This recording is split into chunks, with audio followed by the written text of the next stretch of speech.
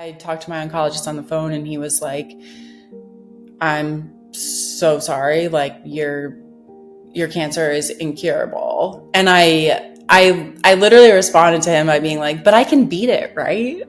And he was like, well, technically it's possible, but like it's not probable. I'm Emily. I live in northern Vermont. I was diagnosed with stage 4 gastric cancer in July of 2024. It has been really kind of a whirlwind from like the diagnosing process, and then I was very aggressive about getting my treatment started as fast as possible, so that all like everything happened really quickly. I had my son in November of 2023. My first symptom was a stomach ache that came on about 4 weeks postpartum. Obviously, I thought it was related to being 4 weeks postpartum. And at that point, my primary care gave me like a PPI. I took that for about a week. Everything went away. Seemed fine. Stopped taking the PPI. And then about 4 to 6 weeks after that, my symptoms started coming back. And that time it was more of this kind of like early satiety, early fullness. Like when I was eating, I would just start feeling really physically full before I was like, well, I was still hungry, sort of. And that just kind of kept getting progressively worse. So we like upped the PPI dose and then tried a different one that was stronger. And when, none of that was working, my primary care referred me to a gastroenterologist. I did an upper endoscopy with him, which included biopsies. They all came back negative. He literally said the words to me, "The good news is you don't have cancer." And they diagnosed me with pernicious anemia, which is, it's like your body's inability to absorb vitamin B12. So I started getting B12 injections. That did nothing for my symptoms, obviously. I kind of like went back to the gastroenterologist and was like, is this supposed to be helping these symptoms? And he was kind of like, oh no, like I don't think your symptoms are actually related to the pernicious anemia. So he's like, I think you just have functional dyspepsia. And I was like, okay, this doesn't really make sense to me, but you're a doctor, so okay, we're gonna go with this for now. At the same time, my symptoms were like continuing to get worse. So I actually started like listening to medical podcasts about functional dyspepsia. And the more I listened to them, the more I was like, this really doesn't make sense. Like one of the main criteria for functional dyspepsia is having a normal upper endoscopy, which mine wasn't. Like, I mean, the biopsies were negative, but at the same time, he was like, I've never seen anything like this. Like the way that your stomach looks, I've never seen anything like it. So I'm like, well, that wasn't a normal upper endoscopy. And the other big thing is that for functional dyspepsia, your symptoms shouldn't be getting worse. And my symptoms were getting way worse, to the point where I was like throwing up after I would eat like 4 bites of something, and then I would throw up. It was weird because there was no nausea associated with it. It was literally just like there was not room in my stomach. So I think I went back and told him that, and he, at this point, we did a gastric emptying study, and that came back normal. And then we did a manometry, an esophageal manometry, which like measures how well you're swallowing. And that wasn't like totally normal, but it was kind of like in the range of normal, that they were like, kind of seems like, something's not quite right, but nothing's really like way off. So that's when I got the second opinion, which I should have done months before. But hindsight is 2020. So I went to a new gastroenterologist. I got in off the wait list actually for that appointment. Saw her. She was like, we want to do our own upper endoscopy. Scheduling like 4 to 6 weeks out. I was like, all right, is there a wait list? They got me on the wait list. I got a call that afternoon. They were like, can you come in tomorrow? And I was like, yes, I'm there.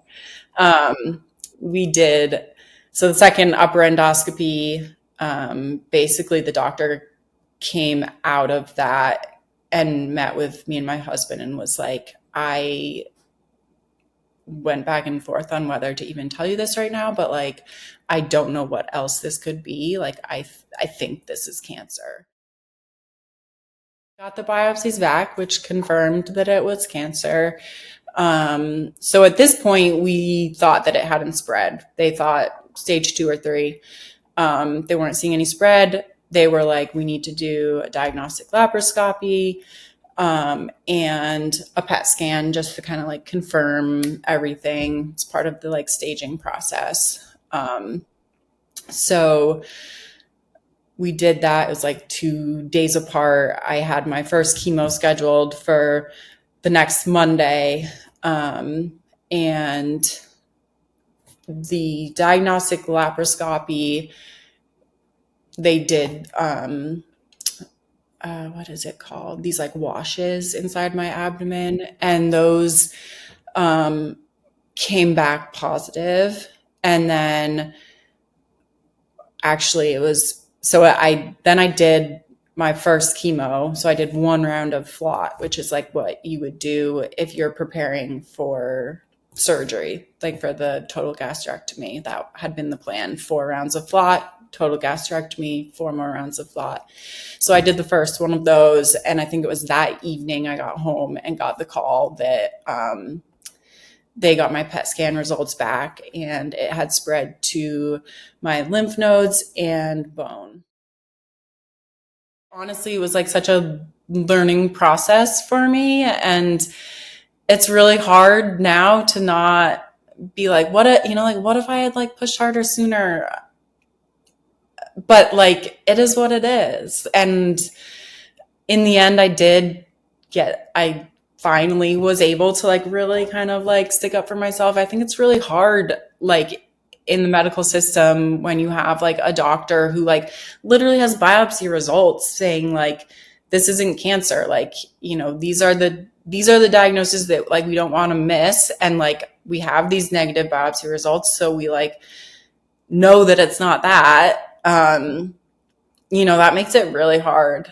But I think,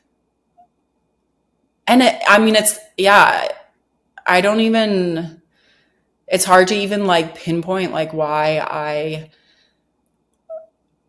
knew that diagnosis wasn't right, but it just like wasn't sitting well with me. I was just like, I just don't think this is what's going on.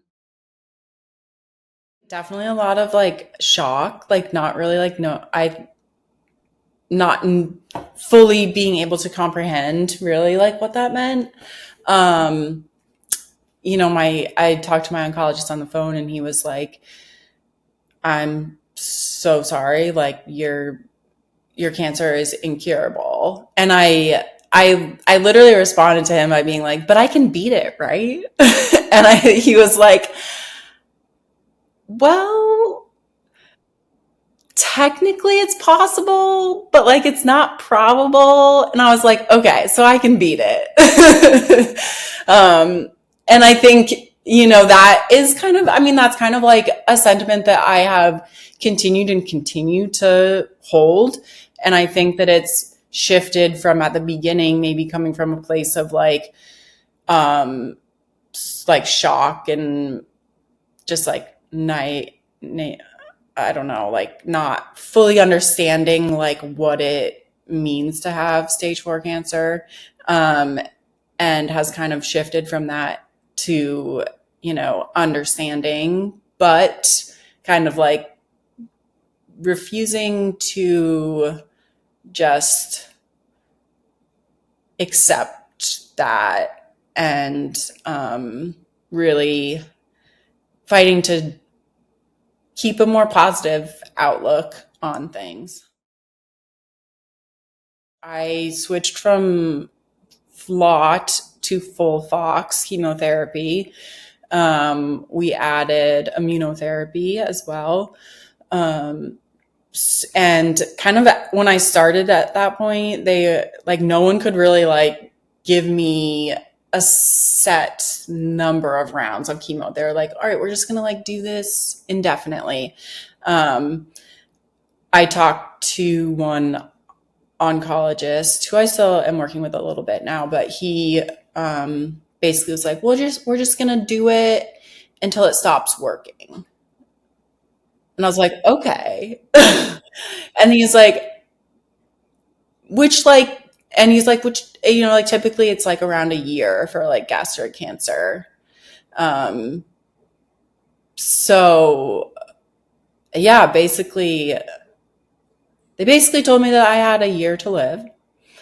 And, um, that was really hard to hear at first. I think, I definitely like, I wasn't like positive at this point in my diagnosis. Um, and I think so at that time, my son was 8 months old. And it was kind of just like, oh my God, like my son is going to grow up without his mother. And that pretty quickly put me into a mindset of like, what can I do for my son? Um, like, how can I leave some sort of legacy for him so that he can know me in some sense. So I started like writing letters to him and um,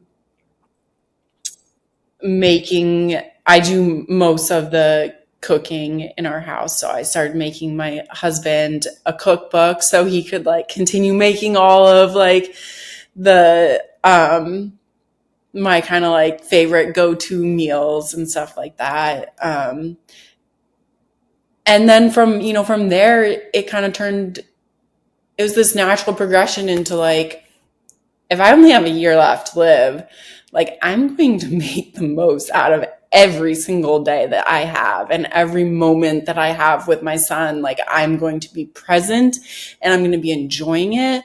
And I'm not going to sit around and like cry and feel bad for myself because like I've got limited time here. Like I can't waste any of it doing that. Um, and then that is like kind of what like led me to this sort of like positive mindset place that I've gotten to. And it's like definitely it's kind of a constant battle and it's way harder when I'm feeling bad physically.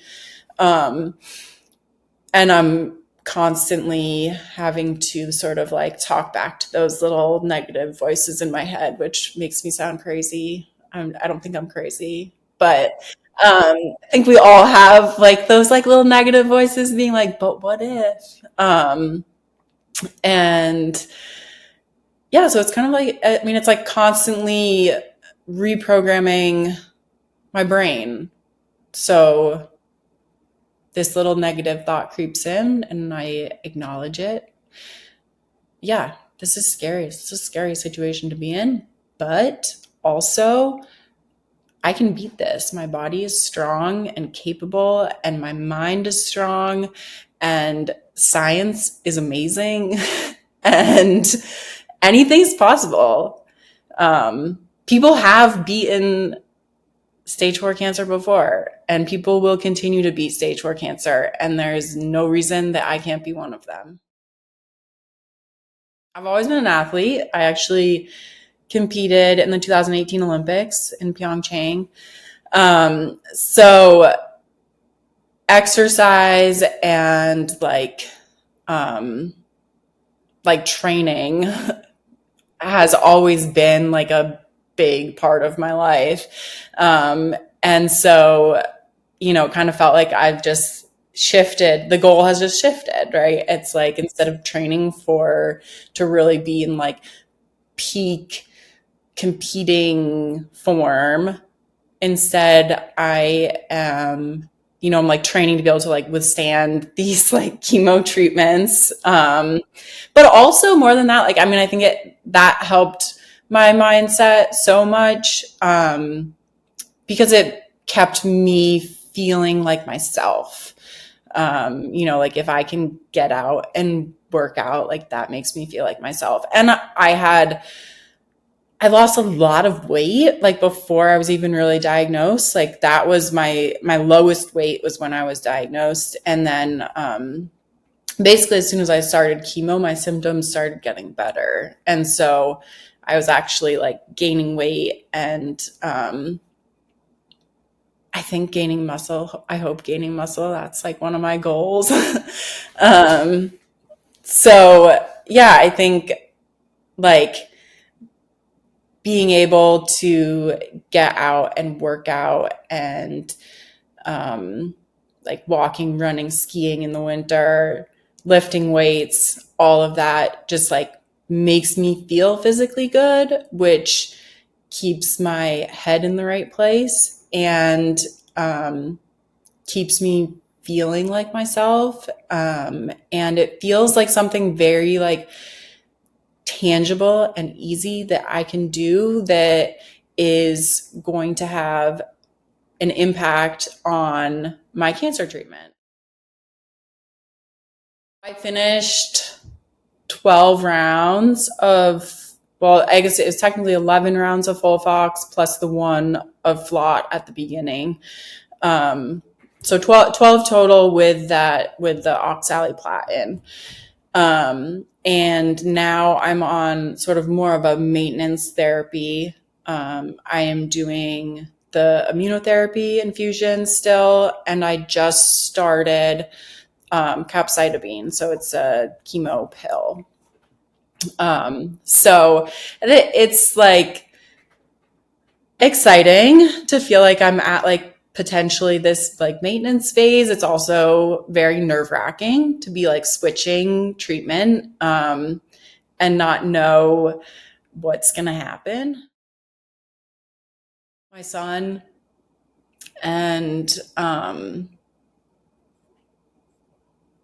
yeah, thinking about not being there for him, and getting to like see him grow up and all these milestones, like that is very hard. It's really hard when, the 3 to 4 days right after chemo, when I'm like feeling really crappy, and I had a portable pump for 46 hours too. So that was really hard. Like that's hard with a toddler. And so it would kind of make me feel like I couldn't like be there. I couldn't be there with him like 100%. That's really hard. But I do think that I appreciate my life and all the good things in my life even more. I mean, I think I already like did a pretty good job of that before, but I think that like for sure, like that has gotten even better. I think one of the hardest things with cancer diagnosis is the statistics, right? Because you get kind of bombarded with all of these statistics. And I definitely struggled with that. I studied econ in college, so I'm very statistic minded. I like statistics. And I was suddenly faced with some really bad statistics. And a family friend actually wrote me a really nice little note. And in it, he said, the thing about statistics is that when you apply them to a single data point, they don't mean anything. And you are a sample of one. People beat difficult cancers all the time. And I hope that you'll be one of them. And that has like really stuck with me, that like I'm a sample of one. Like these statistics do not apply. And I've also kind of taken that, and I mean, I guess it's kind of like thinking about the statistics a little bit, but thinking about like also like gathering my percentage points like wherever I can, kind of. So like, yeah, like if you want to say you start with this statistic, sure. But then you can like do all of these things that are within your control to bring that number up for you, for your sample of one.